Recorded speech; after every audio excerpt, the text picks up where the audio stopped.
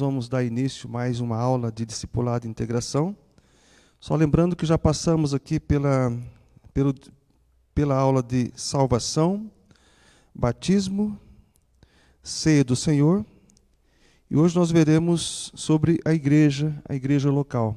Mas antes de darmos início, vamos, como sempre temos feito, orar ao Senhor, para que Ele possa estar à frente desse estudo, nos dando o entendimento para transmitir, como também para receber a palavra dele nesse momento. Vamos orar. Pai querido, nós te agradecemos por esse momento de estudo da tua palavra. Agradecemos, Espírito Santo, por nos mover a fazer a sua obra. E, ó Deus, que o Senhor possa nos capacitar a não somente ouvir a tua palavra, não somente transmiti-la, mas também, ó Deus, viver. Nos ajude, nos capacite, ó Deus, que o Espírito Santo nos ajude em cada momento, em cada dia, a vencer todas as barreiras e provas que tem nos rondado, ó Deus, e nos ajude também, ó Pai, a viver aquilo que de fato o Senhor tem nos ensinado, ó Deus. Abençoe agora os lares que estão acompanhando esse momento, aqueles que depois irão acompanhar a gravação, que o Senhor possa também abençoá-los. E, ó Deus, que o Senhor possa estar na direção desse momento de integração, de discipulado da IBBV. Abençoe também as demais igrejas que têm feito esse tipo de trabalho para poder levar o alimento da Tua Palavra, aqueles que estão se integrando às igrejas deles também. Nós te agradecemos no nome de Jesus Cristo. Amém, amém e amém. Nós vamos ver aqui primeiro, antes de dar início à próxima lição de hoje, sobre a igreja local, vamos ver no finalzinho do seu material, você que tem na sua casa o material, lá no final da lição sobre a ceia do Senhor, na página 14 começou a lição, mas quando chega lá no finalzinho você tem algumas perguntas que foram ali colocadas. São perguntas muito simples, mas às vezes as pessoas acabam confundindo ali nas respostas, mas na página de 17 do seu material, você tem ali algumas perguntas, se é verdadeiro, afirmações verdadeira ou falsa. Então a primeira questão é: o pão e o vinho, ou o suco de uva, na celebração da ceia do Senhor, transformam-se no corpo e sangue de Jesus. Então nós falamos sobre a doutrina da transubstanciação, que fala que a substância era transformada no sangue e no corpo de Cristo. A palavra aqui nós sabemos que é falsa, a letra ali falsa. Depois, participar da ceia do Senhor é obedecer à ordem de Jesus. Se você colocou ali verdadeiro, com certeza, muito fácil. Na celebração da ceia, trazemos a memória, o ministério sacrificial de Jesus Cristo, verdadeiro. Então, a ceia nada mais é que um memorial que nós celebramos naquele momento em que estamos compartilhando ali a mesa do Senhor. A pergunta seguinte: qualquer pessoa pode participar da ceia do Senhor? Eu diria para vocês que pode participar, mas não vai ter o mesmo sentido. Essa é a grande verdade. A pessoa muitas vezes vem na igreja e durante o culto presencial de ceia nós damos todas aquelas recomendações para que devem participar da ceia aquele que primeiramente é salvo em Jesus Cristo, que tenha dado o passo em obediência, o primeiro passo que é ser batizado, que esteja em comunhão com Deus e com a sua igreja e que faça o autoexame.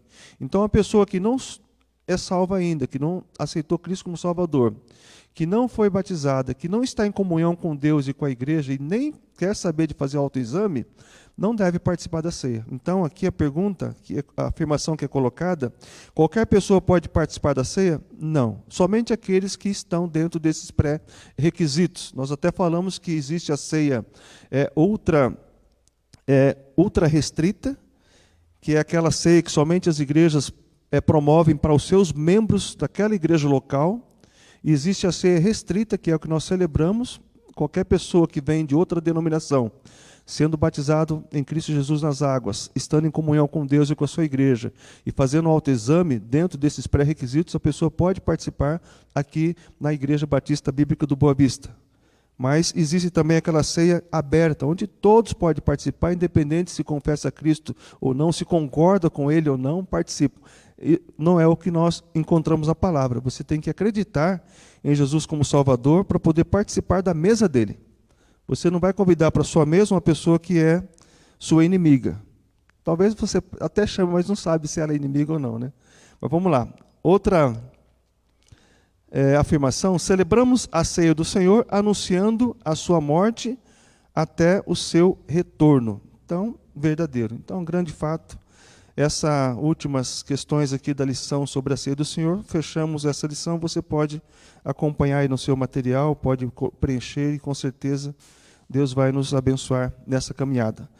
Vamos agora falar sobre a igreja local. Então, o Márcio está ali pronto, Márcio? Pode colocar ali o primeiro ponto. Qual é o propósito do meu envolvimento em uma igreja local? Irmãos, esse assunto ele é muito importante para todos nós. Todos eles, como nós já passamos aqui, a ceia, o batismo, salvação.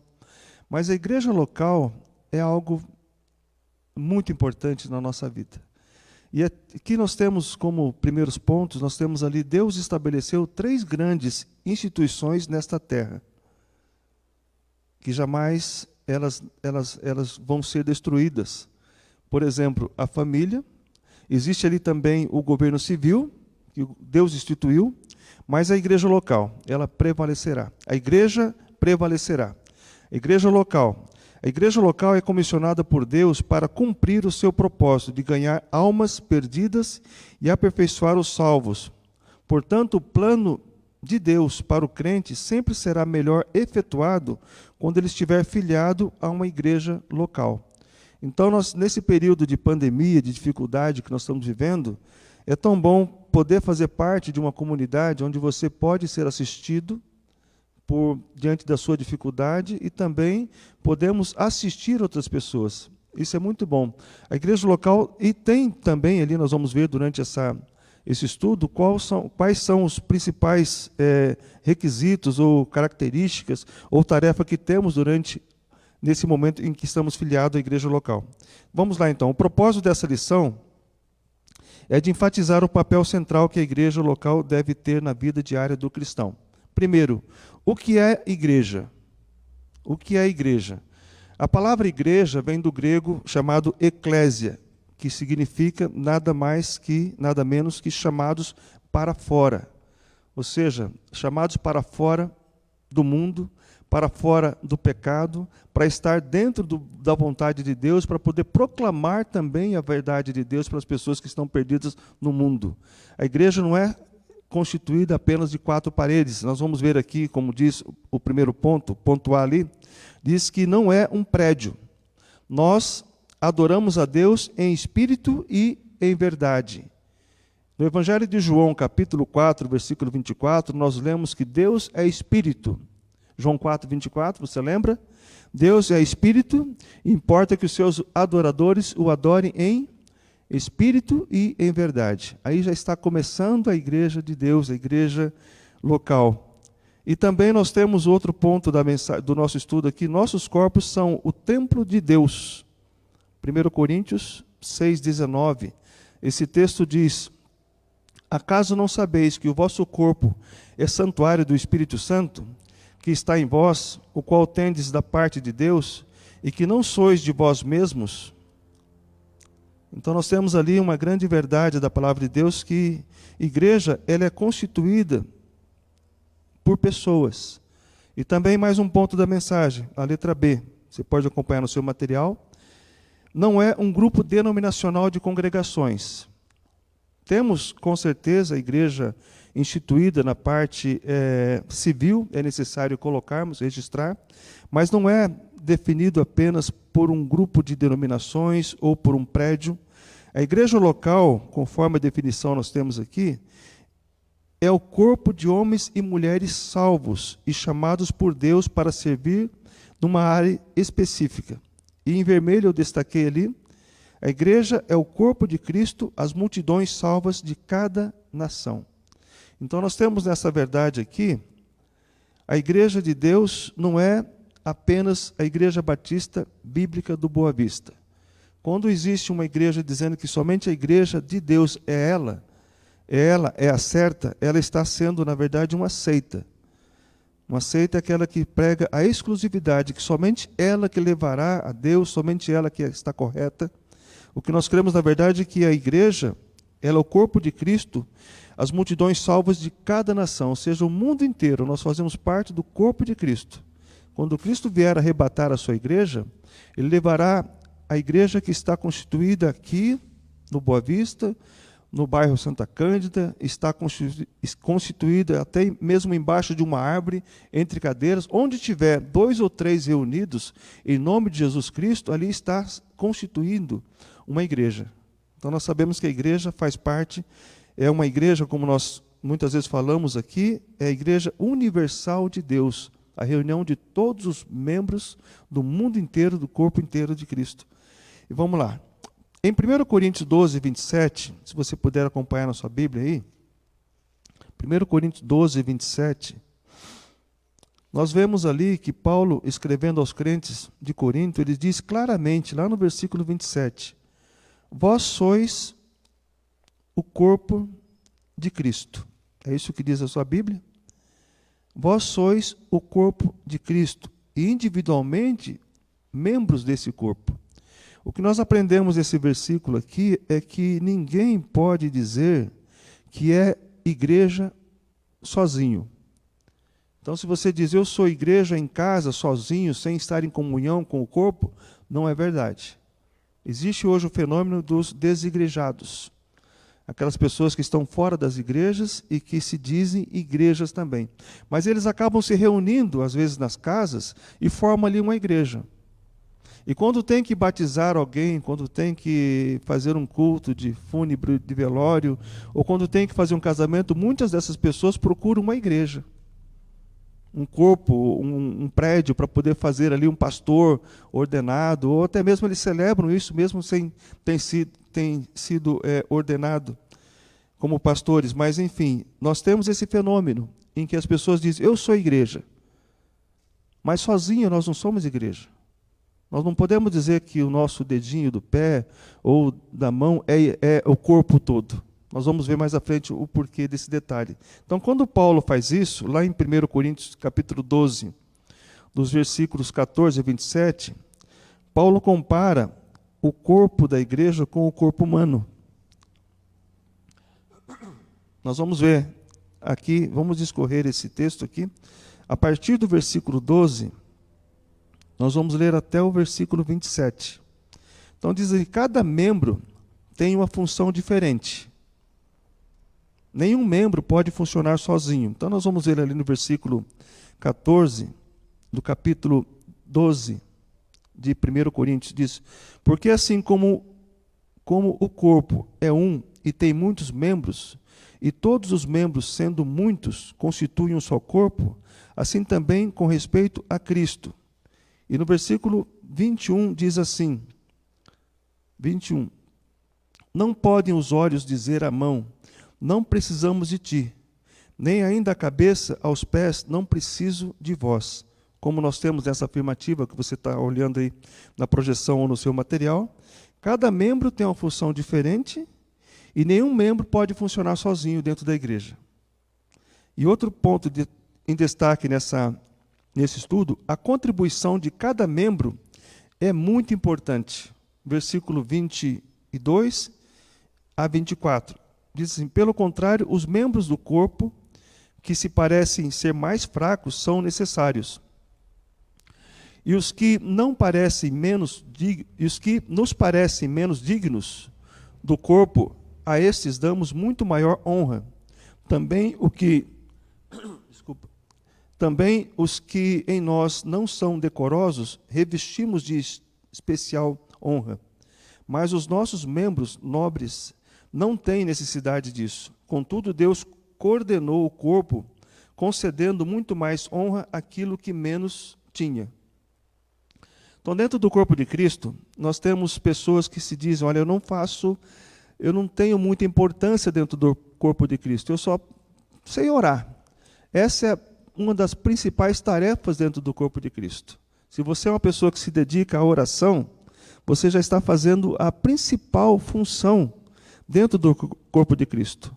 Todas as tarefas que nós temos aqui, deixa eu abrir um pouquinho minha água aqui.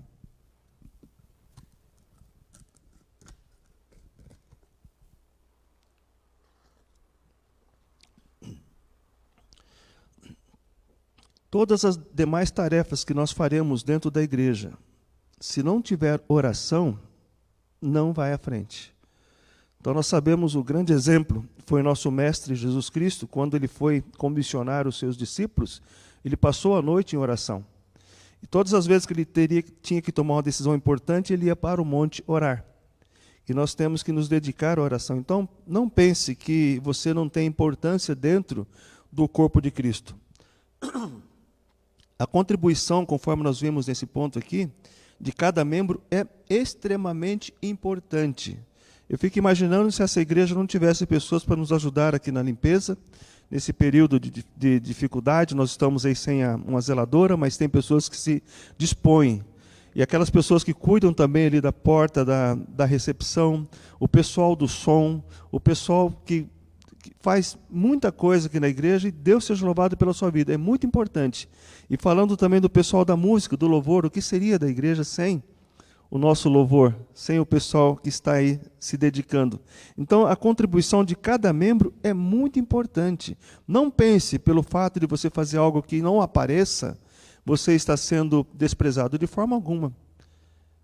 O que nós mais fazemos, às vezes, é nos bastidores, para depois apresentar, para depois fazer isso que estamos aqui colocando para vocês. O próximo ponto diz assim, um corpo que funciona direito opera como unidade. Versículo 25 a 27. Acompanhe ali. Para que não haja divisão no corpo, pelo contrário, versículo 25. Cooperem os membros com igual cuidado em favor uns dos outros. De maneira que se um membro sofre, todos sofrem com ele. E se um deles é honrado, com ele todos se regozijam. Ora, vós sois o corpo de Cristo, e individualmente seus membros desse corpo. Então, a grande verdade aqui, vamos continuar lendo um pouquinho mais à frente, no versículo 28 diz, a uns estabeleceu Deus na igreja, primeiramente apóstolos, em segundo lugar profetas, em terceiro lugar mestres, depois operadores de milagres, depois dons de curar, socorros, governos, variedades de línguas.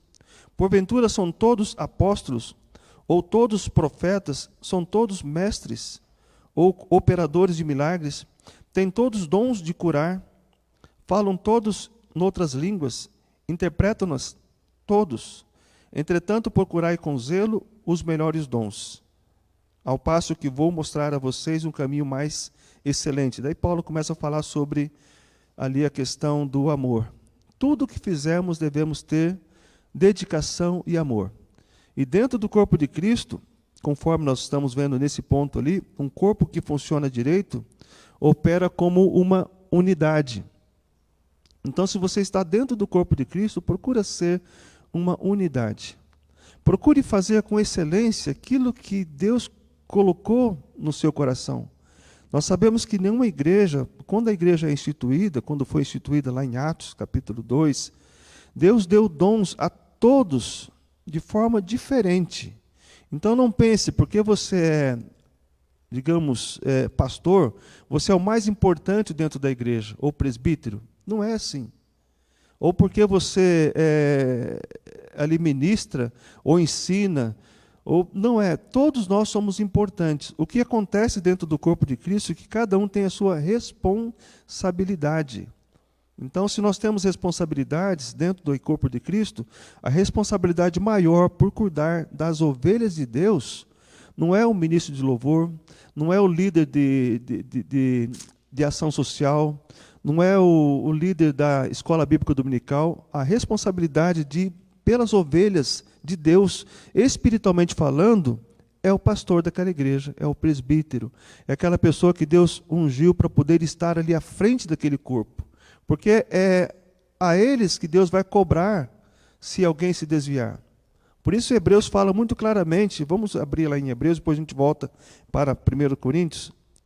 Se você pode confirmar nesse texto aqui.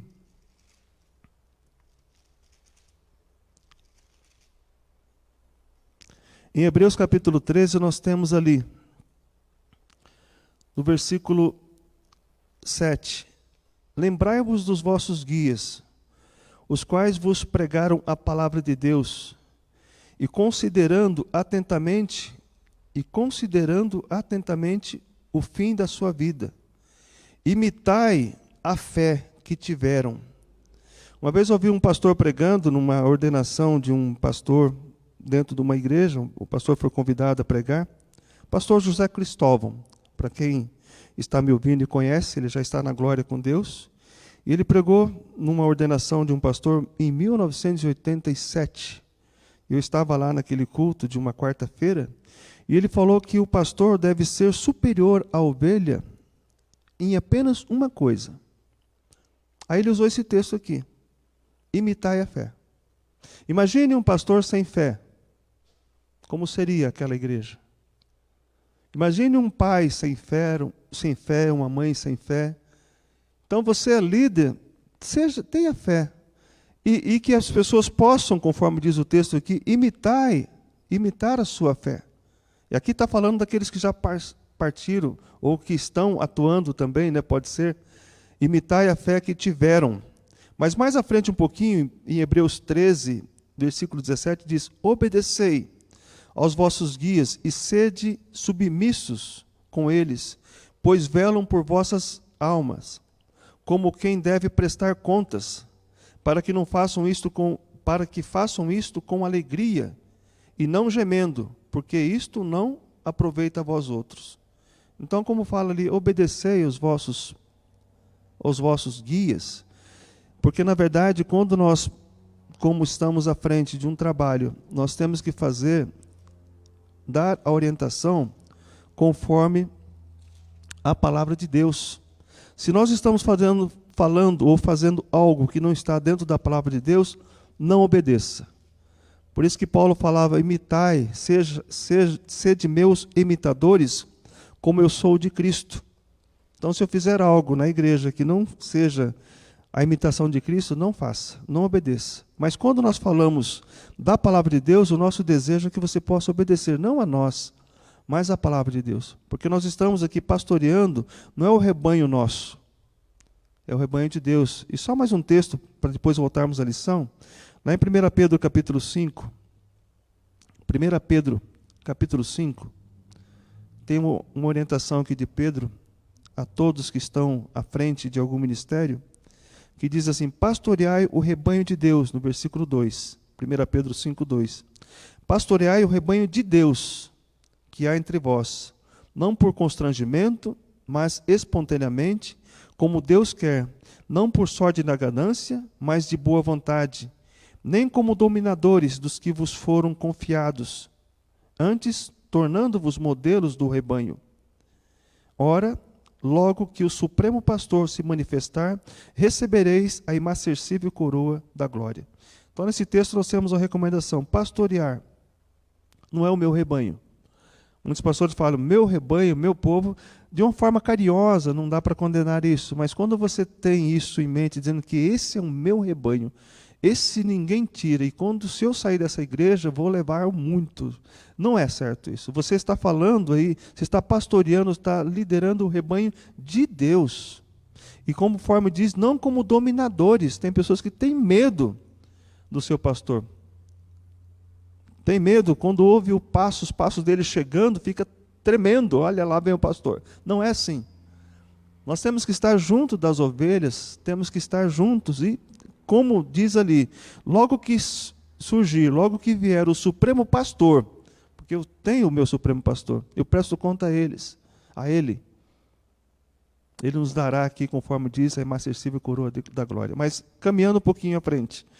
Nesse texto aqui nós temos um corpo que funciona direito, opera como unidade. Poderíamos usar mais outros textos também para falar sobre a unidade dentro do corpo de Cristo. Temos que olhar para cada um dentro das suas funções diferentes e agir como uma engrenagem de forma unida.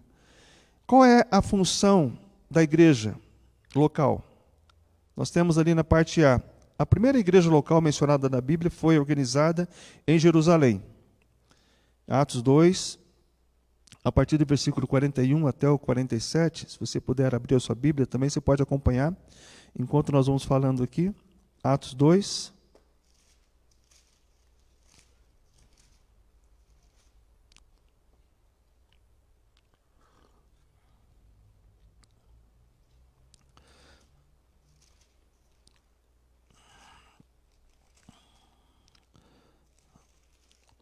Atos 2, a partir do versículo 41.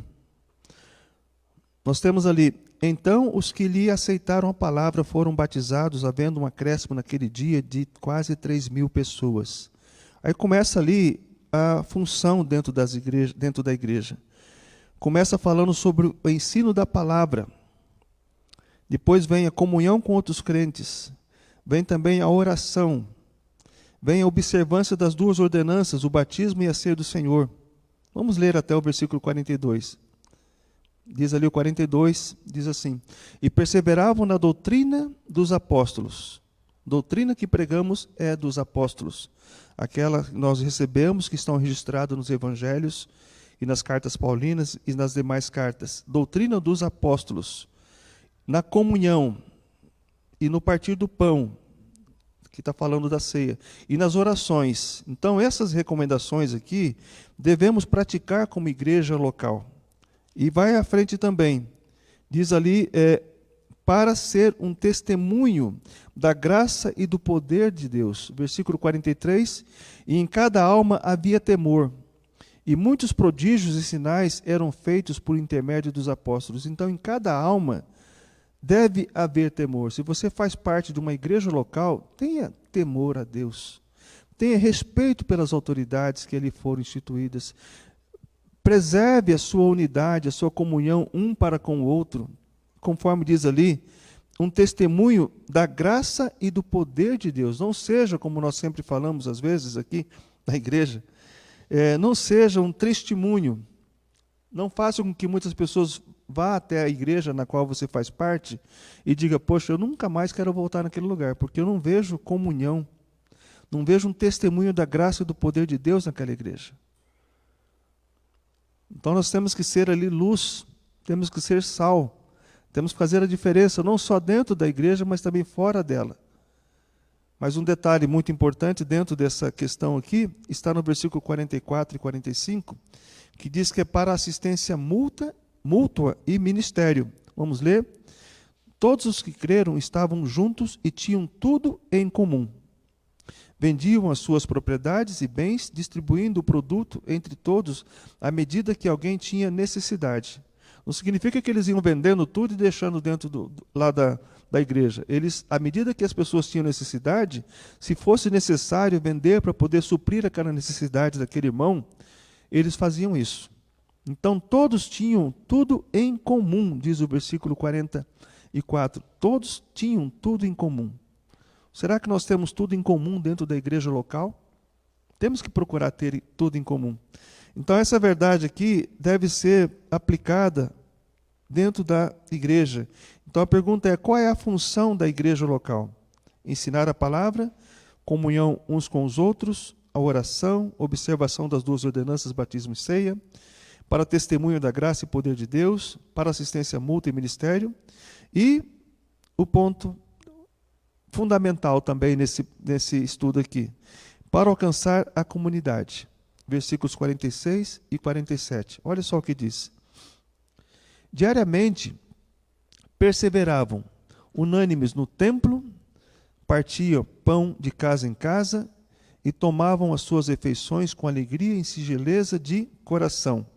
E o versículo 47 diz: louvando a Deus, contando com a simpatia de todo o povo. Enquanto isso, acrescentava-lhes o Senhor, dia a dia, os que iam sendo salvos. Então, esse ponto desse estudo aqui é muito importante para nós que estamos na igreja local. Se você faz parte de uma igreja local, faça a diferença dentro dessa igreja local. Conforme diz a comunhão, a perseverança na doutrina dos apóstolos, assistência mútua. Se você está passando necessidade, não deixe de compartilhá-la. Não deixe também de assistir aqueles que estão passando por alguma necessidade. E o ponto importante, alcançar a comunidade. Alcançar a comunidade. É muito interessante que, um tempo atrás, eu ouvia falar de pessoas que chegavam aqui na igreja e falavam: eu não sabia que existia uma igreja aqui nesse lugar. E nós estamos com 46 anos de existência. Foi necessário colocar uma placa nas vias principais aqui. Muitos veem aquela placa ali próximo do mercado, o Big, também próximo do terminal, para poder identificar a igreja. Mas quando passa aqui na frente, ela ficava meio que escondida. Então, às vezes as pessoas passavam aqui e não viam. Agora, com a placa, com o prédio novo, as pessoas começam a falar: poxa, você faz parte daquela igreja que foi reformada ali? Então as pessoas já se identificaram. Mas o mais importante não é o físico, o prédio da igreja. O mais importante são as pessoas que estão dentro da igreja. Porque quando as pessoas vêm até a igreja e sentem que há comunhão, que há participação, que há unidade, que há o prazer de pregar a palavra, que há respeito dentro do corpo de Cristo, as pessoas vão se sentir acolhidas e vão falar: aquela igreja prega a palavra. Um tempo atrás nós falamos aqui que fechou um supermercado próximo da igreja, fechou um posto de gasolina próximo da igreja, e muitos não sentiram falta. Aí eu fiz a pergunta: e se fechar essa igreja, será que a comunidade vai sentir falta? Pense nisso. Então é muito importante fazer parte da comunidade, da igreja, mas para poder alcançar a comunidade. As pessoas que estão à volta possam olhar para aquela igreja local e falar: olha, ali eles pregam a palavra, eles vivem a palavra. Não são perfeitos, mas eles ensinam a palavra. E diz o versículo 47 aqui, no ponto do nosso estudo, para glorificar a Deus. No finalzinho fala ali: louvando a Deus e contando com a simpatia de todo o povo. Enquanto isso, acrescentava-lhes o Senhor. Quem acrescenta pessoas dentro da igreja não somos nós. Acrescenta aqui, quem acrescenta pessoas dentro da igreja, dele, é ele mesmo. Nós somos apenas o agente, o canal de transmissão da palavra de Deus.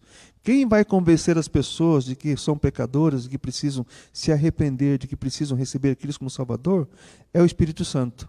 Nós apenas vamos anunciar, conforme os apóstolos fizeram, e naqueles dias houveram 3.000 pessoas sendo salvas, foram batizadas e começaram a fazer parte ali da primeira igreja. Ponto B do nosso estudo: a prioridade da igreja local é edificar, fortalecer, ensinar os santos. Lá em Efésios 4, 11 e 16, se você puder acompanhar. Efésios capítulo 4.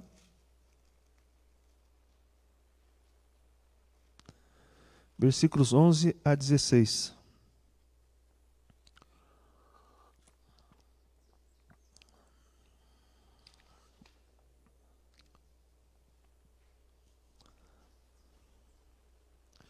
Diz assim: e ele mesmo concedeu uns para apóstolos, outros para profetas, outros para evangelistas e outros para pastores e mestres, com vistas ao aperfeiçoamento dos santos, para o desempenho do serviço, para a edificação do corpo de Cristo, até que todos cheguemos à unidade da fé e do pleno conhecimento do Filho de Deus, à medida da varonilidade, à medida da estatura da plenitude de Cristo, para que não mais sejamos como meninos, agitados de um lado para o outro e levados ao redor por todo o vento de doutrina, pela artimanha dos homens, pela astúcia com que induzem ao erro, mas seguindo a verdade em amor, cresçamos em tudo naquele que é a cabeça, Cristo, de quem todo o corpo bem ajustado e consolidado pelo auxílio de toda a junta, segundo a justa cooperação de cada parte, efetua o seu próprio aumento para a edificação de si mesmo em amor. Então nós temos essa verdade aqui: a prioridade da igreja local é edificar, fortalecer e ensinar os santos. Se no começo aqui desse texto, os apóstolos, os profetas, os evangelistas, os pastores e mestres não fossem capacitados por Deus, a edificação, o aperfeiçoamento dos santos não seriam perfeitos, não seriam ali colocados. Então é necessário que as pessoas que procuram ser mestres, que procuram ser pastores, se capacitam primeiramente com o Espírito Santo de Deus. Busque estudar a palavra, busque se aperfeiçoar para poder capacitar o rebanho, mas aí começa toda aquela questão do não sejamos, para que não sejam mais meninos agitados por um lado e pelo outro, levados por vento de doutrina. Tem muitas pessoas que passam de igreja em igreja porque não conseguem se firmar. É necessário que você entenda que nós todos não somos perfeitos, somos imperfeitos, estamos buscando a perfeição de Deus, mas estamos ensinando, vamos procurar ensinar a palavra de Deus. E continuando aqui, como funciona no corpo da igreja. Durante a sua vida cristã, você deve passar por 3 estágios. O primeiro deles, observar e aprender. Então, a prioridade número 1 deverá ser submeter ao ensino da palavra de Deus. Aprender a ser a pessoa que Deus quer que você seja. Ou seja, no caso, você está chegando agora, se converteu a Cristo, está se tornando membro da igreja por aclamação, você veio de uma outra igreja. Você observe aquela igreja. Comece a observar. Uma das dificuldades que infelizmente as igrejas têm tido, é que muitas vezes vêm pessoas de fora, de outros lugares, com dons, com talentos, e já se colocam à disposição. Pastor, eu quero servir, eu quero estar aqui para servir. Se não for para servir, eu não fico. Não é assim. Né?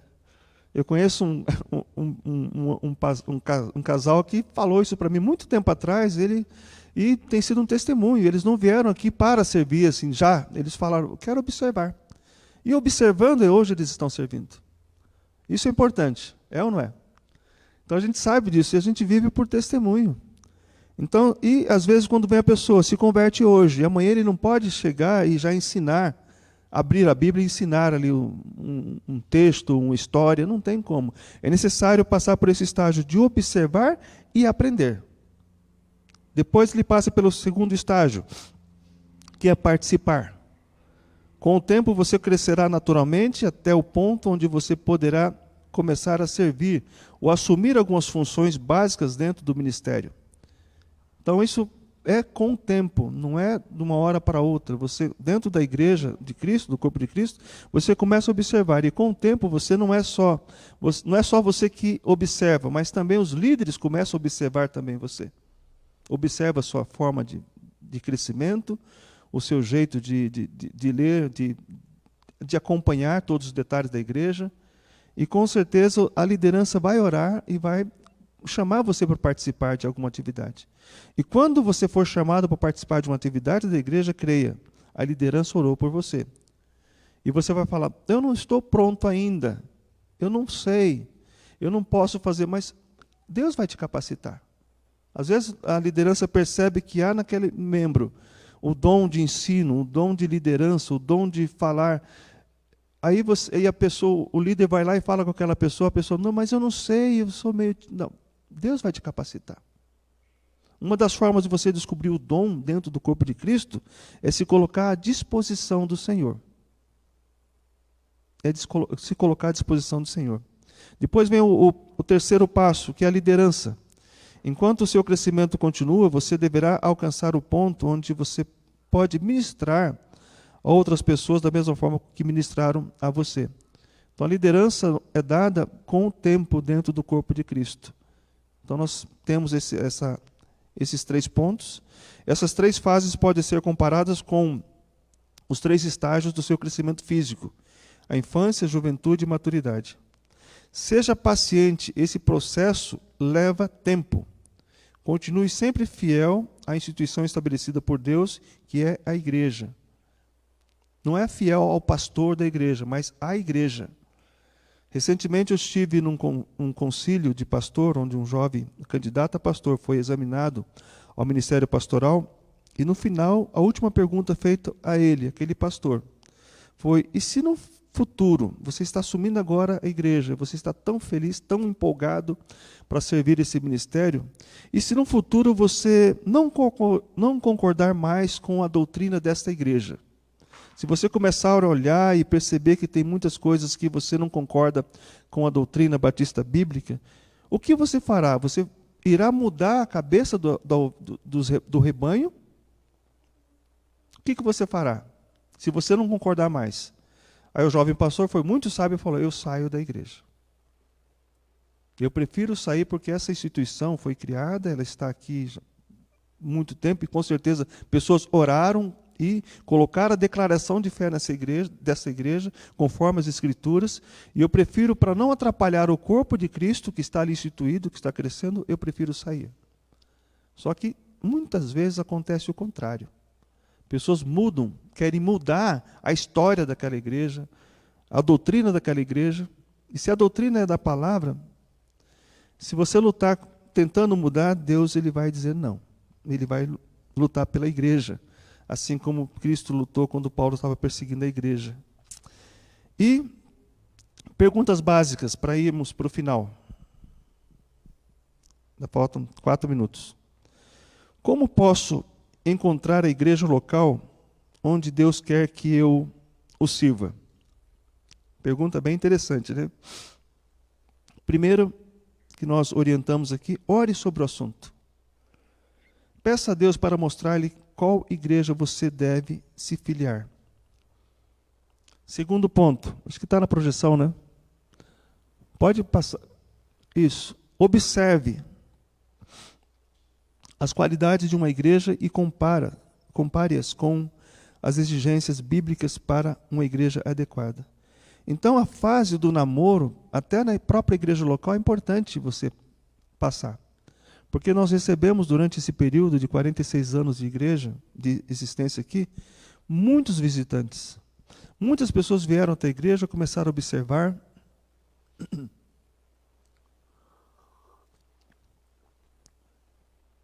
Começaram a observar como nós nos relacionamos. Começaram a observar a forma da pregação, a forma do louvor. Todos os detalhes possíveis e inimagináveis as pessoas observam. E muitas dessas pessoas voltaram e permaneceram. E muitos não foram, não conseguiram. Certa vez, alguém chegou, eu vou abrir um parênteses aqui, na frente da igreja, ali um culto de domingo à noite, e perguntou para a pessoa que estava na recepção, isso muito tempo atrás, essa igreja aqui expulsa demônios e fala em línguas? Aí a pessoa, infelizmente, falou, não fala, nós não temos aqui a prática de expulsar demônio, mas tem uma igreja lá do outro lado, você pode visitar. A pessoa até indicou a igreja para esse visitante. Será que nós não expulsamos demônios aqui dentro dessa igreja? Se aparece?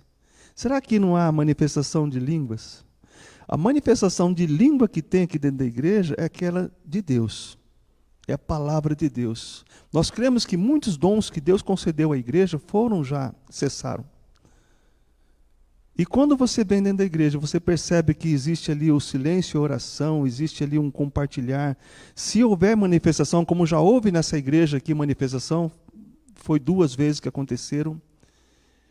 O pastor na época foi muito sábio. Eu não era pastor em muito tempo, eu estava começando ali na infância da minha caminhada cristã. Ele repreendeu a pessoa que estava possuída, ele estava sentado mais ou menos no banco onde vocês estão aí, ó. Começou a se manifestar, se contorcer. O pastor chegou perto da pessoa e perguntou, com quem estou falando? Aí a pessoa não disse o nome dela. Aí naquele momento que nós iríamos começar o culto, o pastor percebeu que era uma manifestação demoníaca, pegou a pessoa, tirou para fora, colocou na casa dos fundos e lá foi repreendido o demônio. Lá foi repreendido o demônio. E depois o culto continuou. Durante a semana o pastor visitou aquela família, aquela pessoa na casa e soube que ela estava envolvida com muitas coisas que eram impuras, bruxaria, muitas coisas que estavam possuindo ali a mente e o coração daquelas pessoas. Nós cremos que existe o diabo, que existe demônios. Mas nós não vamos dar evidência para ele dentro dessa igreja. A evidência dentro dessa igreja é pregar a palavra de Deus. Essa é a grande verdade. Mas dentro dessa questão aí, dessa pessoa, talvez chamasse ela para acompanhe o culto, veja como nós pregamos a palavra, como é o louvor. Mas infelizmente muitas pessoas deixam de estar nas igrejas ou até mesmo não conseguem se achar ali, se encontrar. Mas procure, e uma das características dessa igreja é a comunhão. Quando as pessoas chegam aqui, elas são bem recebidas, e se não houver, você tem que tomar muita mostrar aos membros como receber, né, para que possam não fazer com que os visitantes não voltem. Mas vamos lá. Observe as qualidades de uma igreja, compare-as com as exigências bíblicas. Depois, estou indo para o final já, gente. Aí vem aqui algumas colocações. Há evidências de almas aceitando a Cristo? Então, se há evidências, essa igreja é uma igreja ideal para você se tornar membro. batismos, se está tendo batismo constantemente, agora com essa questão da pandemia está meio difícil. Nós temos alguns candidatos a batismo aí que estão na fila há muito tempo e estamos vendo como fazer o batismo dessas pessoas. Eles creem e ensinam que a Bíblia é a palavra de Deus e o guia infalível para a vida? Qual que é o nosso manual de regra, conduta e fé? Não são outros livros, mas Bíblia. Usamos outros livros para poder apontar para a Bíblia. Então nós temos ali, usamos também, mas a Bíblia é o nosso manual de regra, conduta e fé. Temos que ensinar, temos o plano de leitura anual, estamos indo para o final do ano já. Se você está acompanhando, continue lendo. E os membros são encorajados a ler e estudar a Bíblia da mesma forma que a liderança? Essa é uma característica que você deve observar. Eles estão ministrando as necessidades do povo? Estamos ou não? Com certeza, né? Ontem mesmo veio algumas pessoas para pegar mantimento, não foram 2 pessoas, até falei com a Vilma, que é da ação social, ela não está podendo vir até a igreja, e tem mais pessoas pedindo mantimento e nós estamos aí auxiliando como igreja. Fazemos parte da comunidade onde auxilia as pessoas. Eles enviam sustento a missionários, os missionários que nós apoiamos é que devem dizer, né? Com certeza, né? Com dificuldade nós estamos conseguindo enviar aí o sustento aos missionários. O sustento nosso não é integral, porque eles recebem apoio de outras igrejas também. Nós mandamos o valor pequeno mensalmente, mas juntando aos que eles recebem, eles conseguem ter ali a manutenção deles mensalmente. E por fim, tem ali o verdadeiro ou falso, responda essas perguntas ali, coloque verdadeiro ou falso, e no próximo domingo, se Deus assim permitir, nós estaremos aqui para poder ministrar mais um estudo, mais um discipulado de integração com todos vocês. Falaremos sobre dízimos e ofertas. Amém? Vamos terminar com uma última oração? Pai de amor, nós te agradecemos por esse momento de estudo da tua palavra. Deus, que o Senhor possa abençoar esse momento, Deus. Que tudo que nós falamos aqui, que esteja de acordo com a sua verdade, com a sua palavra, que o Senhor possa deixar gravado em nossos corações. Abençoe esse momento, abençoe agora o culto, logo mais, que o Senhor possa abençoar os irmãos que virão até o culto, aqueles que estarão assistindo nos seus lares também, que o Senhor possa abençoá-los, e que possamos estar aqui, Deus, para edificar as vidas e para glorificar o seu santo nome. É o que nós te pedimos no nome de Jesus Cristo. Amém.